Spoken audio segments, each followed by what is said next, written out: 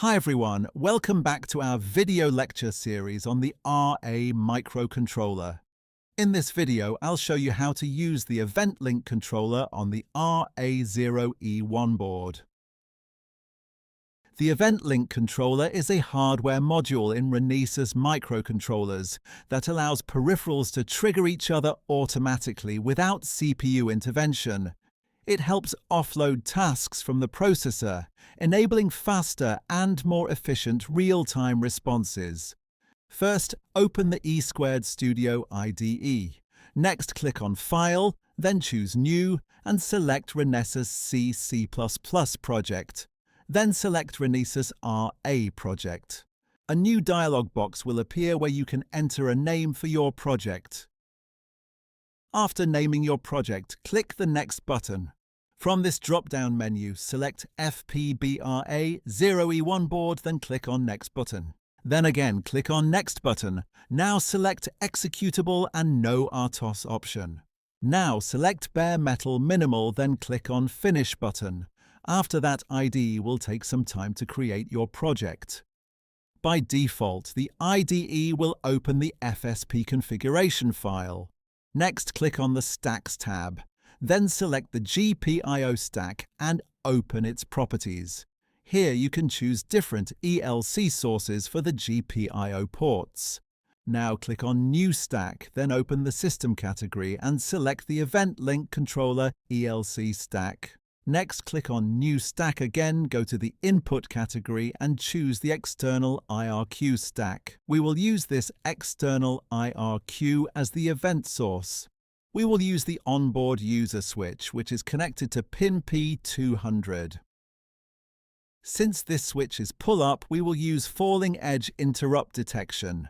Now, if you click on the GPIO stack and open its properties, you will see that the IRQ we configured is now available as the event source to control the specific GPIO port.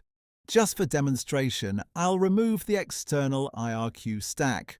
Once it's removed, you'll notice that the GPIO stack no longer shows an IRQ event source for the GPIO port. Now, I'll add the IRQ stack again and reconfigure it. After this, we don't need to change anything further. Finally, click on Generate Project Content, generate the source code. Now click on the Proceed button to open the C++ perspective. Next, expand the src folder and open the hallentry.c file. First, I'll define an FSP error T variable. In the Project Explorer, expand Developer Assistance, then expand the ELC stack.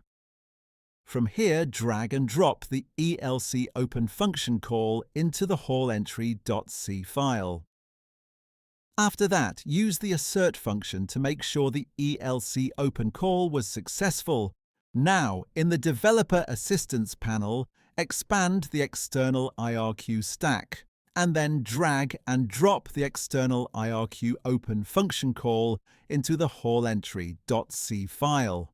After that, use the assert function to ensure that the external IRQ open call executed successfully.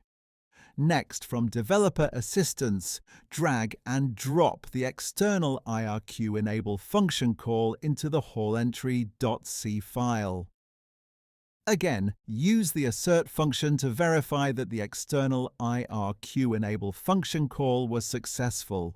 Now, under the ELC stack in the Developer Assistance panel, drag and drop the ELC event linkset function call into the hallentry.c file. For the second argument, we select the peripheral that we want to link with the event.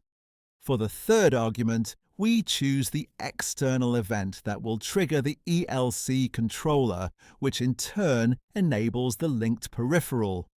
After that, use the assert function to verify that the ELC event linkset function call was successful. Next, drag and drop the ELC enable function call into the hallentry.c file, and again, use the assert function to ensure that the ELC enable call executed successfully.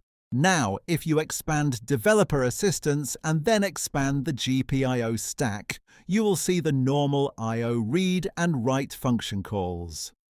At the end of the I/O port function list, you'll also find the event-related I/O functions. From there, drag and drop the I/O port pin event output write function call into the hall entry.c file. The ELC can only control specific ports on the microcontroller. If you open the FSP user manual and go to Chapter 5, API Reference, under Section 5.2.18.2 System and then open ELC, you'll find a table on page 4426 that lists the port groups available for ELC control for each microcontroller family. For the RA0 series, the ELC can control port 1 and port 2. On the FPB board, the onboard user LEDs are connected to port 0, which is not supported by the ELC. So I will use port 1, pin 3 to control an external LED, as in the event link function call we linked port 1. Next, select the output initial low mode for pin P103.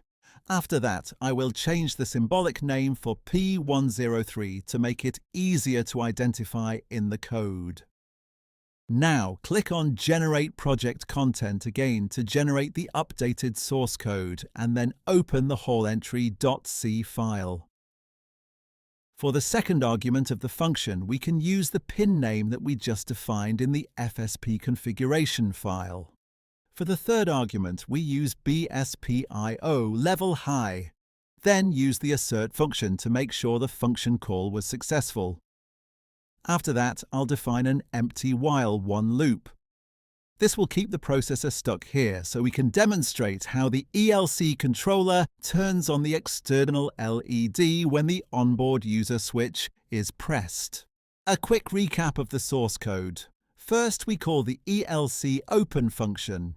Next, we use the IRQ-open function, followed by the IRQ-enable function. Then we link the external IRQ with port 1. After that, we enable the ELC. Finally, we use the event output write function to control the GPIO. Now, click on your project name and then click the hammer icon to build your project. Once the build is successful, right-click on the project name, select Debug As, and then choose Renesas GDB Hardware Debugging. Now click on the Switch button to open the Debug perspective. In the Debug perspective, click the Resume button twice. Then verify that the project is running without any errors by checking the green running indicator at the bottom left corner. For demonstration, I've built a simple external LED circuit connected to D7 of the Arduino interface, which is wired to P103. Now, when the onboard user switch is pressed, the external LED will turn on.